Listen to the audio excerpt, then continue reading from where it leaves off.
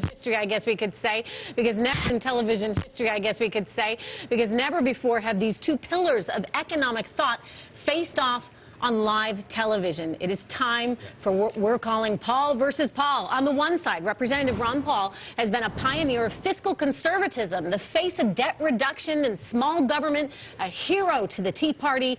And far on the other side of the spectrum, our guest host, Professor Paul Krugman, a spokesman for activist government, a believer in deficit spending, and this generation's voice for economic liberalism. Gentlemen, welcome. We want to get right to the core here of your disagreement. We're going to begin with Congressman Paul. Representative Paul, you know where Professor Krugman stands.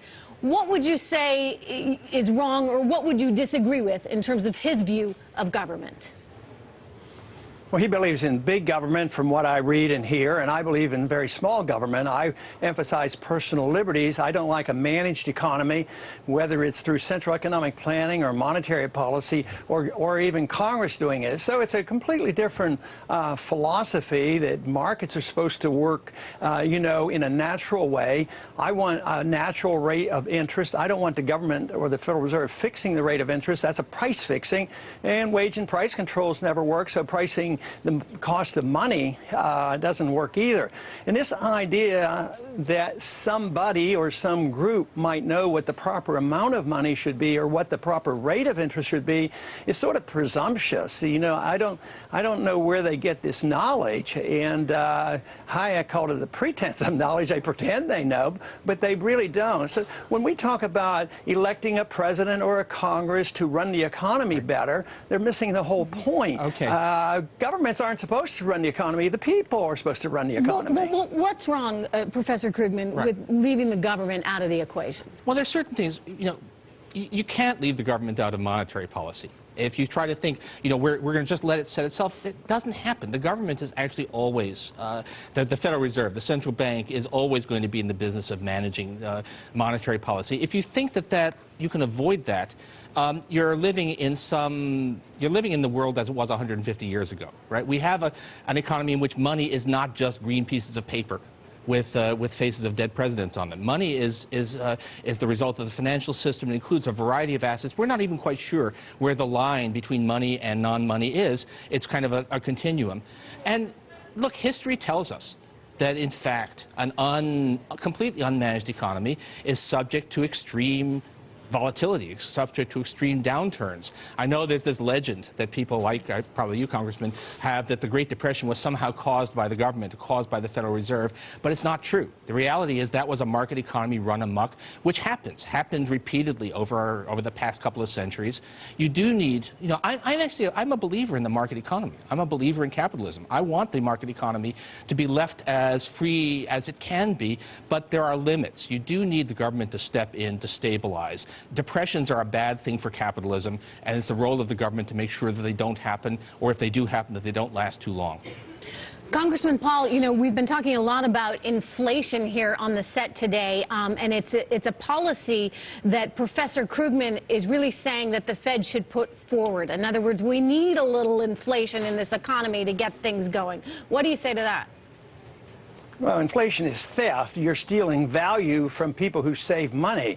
So if you have a 2% or a 10%, the value of the currency is lost.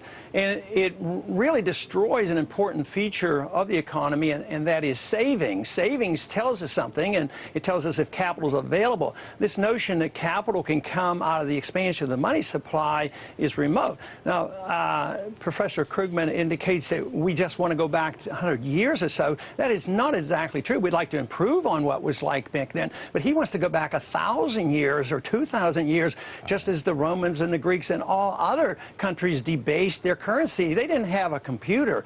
This idea that we need a Federal Reserve to run things, well, or a central bank, that's just a modern era. Now, and Representative Paul, can you clarify, what do you mean by go back 1,000 years? Is that fair? Clarify what you mean by that.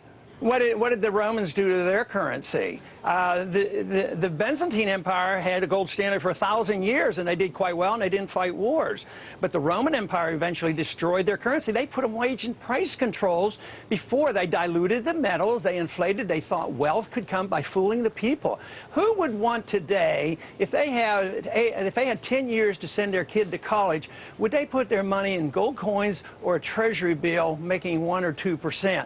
They can't keep up with the inflation or the devaluation of the currency. There'd be nothing there. Nobody puts their money in a 10-year bond. Okay. I am not a defender of the economic policies of the Emperor Diocletian. So let's just make that clear. No, well, you are. In a way, you are. No, That's exactly what you're defending. I'm a defender of the economic policies that we followed after World War II that produced the best generation of economic growth that this country has ever experienced. We had a set of policies that provided, there was mild inflation, there was effective government regulation of the financial system so that it didn't go wild the way it did after we lifted those regulations. We had fiscal policy that stimulated the economy when it was needed. We had policies that fostered a strong middle class instead of using the worship of the supposedly ideal forces of the market to lead to plutocracy. I like the America that my parents prospered in. I think we can restore a lot of that. And there are some reasons for that. Just remember that Friedman, Bernanke apologized to Friedman because the Federal Reserve was responsible for prolonging the agony of the Depression. You have to liquidate the debt. After World War II, a lot of the debt was liquidated. But guess what else we did? The troops were coming home. 10 million people came home. Big government liberals wanted to have job programs. They weren't put into place. We cut spending by some 60%. We slashed taxes. Finally, the Depression ended. Yes, there were some things, but it was the liquidation of debt that made it available that we could go back to work again. I want to say something about Milton Friedman here, because if you actually read what he wrote in his writings for economists, as opposed to some of his slightly loose popular writings, he actually said that the Federal Reserve was responsible for the Great Depression because it didn't do enough. Friedman's complaint was that the Federal Reserve did not print enough money. Now, I know this really. When Ben Bernanke talked about the helicopter, he was taking that metaphor from Milton Friedman. That wasn't his idea. It's really telling that in the state of America right now, Milton Friedman would count as being on the far left of the debate over monetary policy. Yeah. That's something terribly wrong with the way we've gone here. The point is, the Fed either does too much or too little, and they can't do it. So they don't have a very good record. They've ruined 98% of the value of the currency since 1913.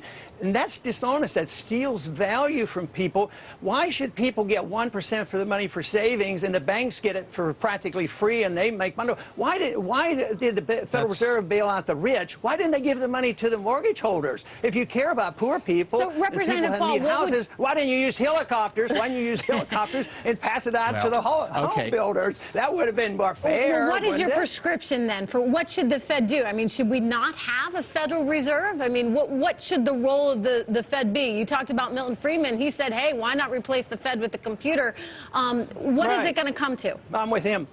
You're with him. I'll tell you what we could do, and even with my book and the Fed, if you read it, it doesn't call for the end of the Fed, because it would be chaotic if tomorrow we ended the Fed. Too many people dependent. But all I want to do is get rid of the monopoly. I want to legalize competition. There's legal competition on currencies around the world. Why can't we allow ourselves here the legal competition over gold or silver standard? Why was the Fed so frightened about this? And then, if I'm wrong, I have no idea what that's about. Who cares? If I'm right, if you want the paper money, and I'm wrong, it doesn't hurt anybody, just allow me to legalize the currency, get rid of the monopoly, take the taxes off gold and silver, and get rid of the sales tax and capital gains tax and get in legal tender laws.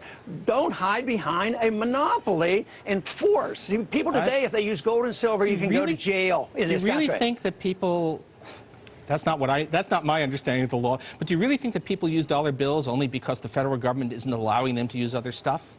That seems to me to be a very strange point of view. And by the way, we have lots of private money. You don't have a choice. You go to jail if you use anything else. You go to jail. That's not what I've heard. You can do barter. You can do barter with all kinds of stuff. No, the fact of the matter is that we actually had too much currency competition, too much money competition, right? This crisis was brought on by an expansion of what amounted to private money in the form of things like repo. which were uncontrolled and turned into an enormous crisis when they collapsed. So, but look, okay. I mean, just come back. If a private company commits fraud, they go to jail. If the Federal Reserve commits fraud, they get nothing. I mean, you can do whatever you want. So if you had private issue of money and you committed fraud, you would go to jail for this. If you think that, but no, governments can debase a currency and injure a lot of people, cause the business cycle, cause the inflation, cause the unemployment, and they get off scot-free. I've been pretty harsh on our understanding. I've been pretty harsh on Ben Bernanke, but fraud is not one of the things I would charge him with. Well, Dr. Krugman, if we can... You want him to print more money faster. Believe me, it doesn't work. We have enough evidence for that. So, Dr. Krugman, let's try to, and we touched on this earlier, but if we can try to put a number on it. Debt here in this country as a percentage of GDP, right now about 100% if you add in... Right, state and local. State and local plus Social Security. How much higher could we go? And then we start to put a number on how much higher could we go? And then I want to ask your counterpart, Representative Paul, the same question. All right. I mean, I don't have a fixed number, but if it takes another 30 points to get us out of this depression, then I'm willing to accept that. I won't claim that there's no risk, but the risk of not doing what it takes to get out of the depression is a clear and present danger. I don't want us to go up to Japanese levels of debt, even though they turn out to be able to carry those levels of debt. But we're not anywhere close to a red line here, is the point. I can't give you a specific number, but we're not. But 130%.